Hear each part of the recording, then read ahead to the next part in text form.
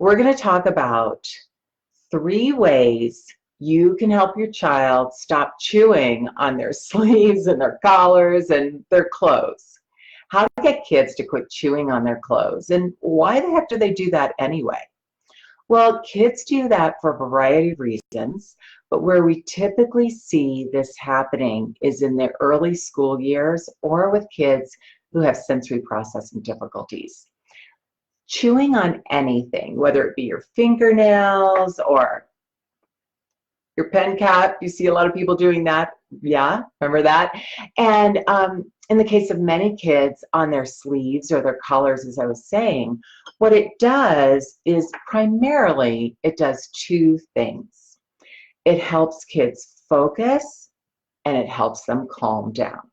Helps them focus and it helps them calm down. That oral input that they get, actually there's research behind it that shows that it decreases anxiety and it helps kids pay attention. We typically see kids begin to chew mostly when school starts, and it's very, very common, especially in kindergarten, because that's such a big transition for kids. So no matter what the age, the transition from summer vacation to the school year, it can really be taxing for kids because it requires kids to pay better attention all day long that they haven't had to do during the summer. And it can really create some anxiety because that's a higher demand on their nervous system. So the chewing not only helps them focus on schoolwork, but it also keeps their anxiety down so that they can focus on the schoolwork. I want you to think back to if you ever took the GREs or the SATs, the MCATs. Am I making your anxiety go up right now just thinking about it? Well, I guarantee you most of the people in that room were probably chewing on their pencil as they were trying to think of the answers. It's a natural thing that all human beings do. And sometimes children will seek out other objects to chew on and begin to realize that it does calm them down.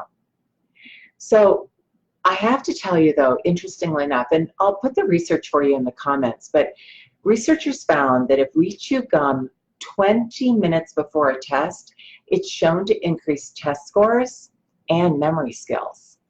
And research has also shown that chewing gum periodically for 14 days, just periodically throughout the day, may improve levels of anxiety, mood, and even fatigue.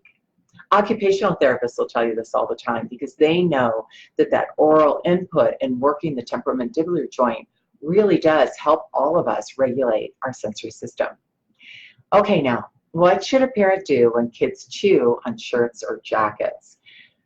First of all, what we're going to do is we're just going to provide a substitute that's more socially appropriate and frankly a little cleaner that's really intended for chewing. We don't want the child to have to stop chewing. He needs that. So one of the things I suggest to the families that I work with are to buy little silicone chewable necklaces. This one happens to be by Kids Companions. They have several different product lines that are involved, chewable necklaces or chewable lanyards. See, even the lanyard itself is organic, and it has the breakaway top right here so that if the kids do wear it and they are out on the playground and they get stuck, it'll break right away so you don't have to worry about any safety issues. They come in all different shapes and flowers and hearts, and they're super cute. But you know what they also have? Is they have this little bump right here, so if the kids do have it around their neck and they're not chewing on it because maybe they need to talk or whatever, they can just it's kind of like a little, like a worry stone in a way, and that deep pressure that you apply to your fingertips will also help you to calm down. Here's a tip though, if you are going to buy a chewable necklace for any age child, especially for the preschoolers, the kindergarten set, you want to wear one yourself.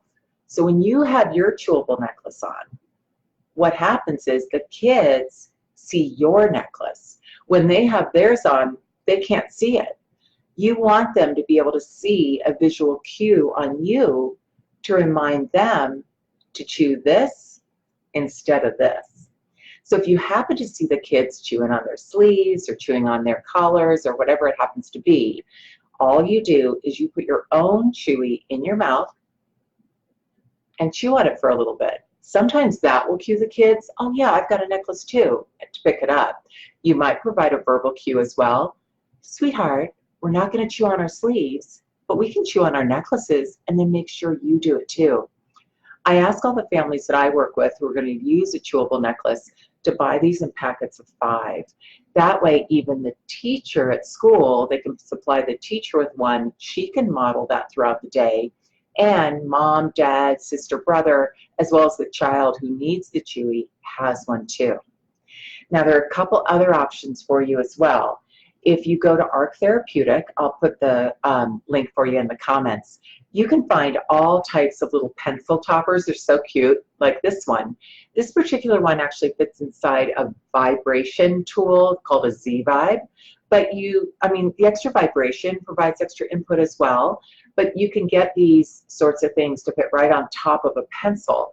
And they're super cute, and all the kids want them on their pencils. But what they do is they give them something clean to chew on while they're using their pencil, rather than that dirty eraser or the top of the pen.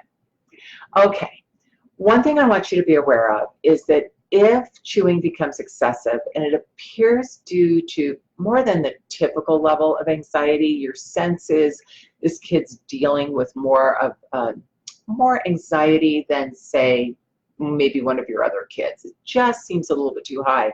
I want you to be sure to talk to your pediatrician about that. Children who chew excessively may need professional help to manage the habit before it goes on too long. Don't let it go on too long. That help may come from an occupational therapist who will do an assessment to determine whether this is just the need for oral input, or does this child actually need more sensory regulation throughout their whole body. So they really look at the whole child. It also might include teaming up with an orofacial myologist, which is most often a speech-language pathologist who has special advanced education in facial musculature and helping children stop habits like this, like nail biting, thumb sucking, chewing on clothes, etc., etc.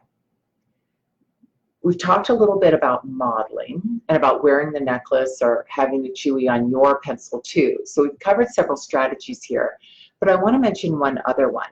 On ARC Therapeutic, they have these Chewy awareness cards. Again, I'll put the I'll put the link in the comments for you here in just a little bit. But they're great. They're these little business cards that have a picture of a child chewing on a little chewable necklace. And then when you flip it over, it explains to adults who may be helping to care for the child why their kid needs to chew. So if you ever happen to have someone question, like, why is he chewing on that? You don't really even have to explain. You've got a bunch of these in your wallet. You just pull it out and say, oh, here's a card that'll explain how it helps kids focus and helps them pay attention, and put that positive spin on it. Again, we don't want kids to stop chewing. We just want them to have something to chew that's clean and appropriate for their age.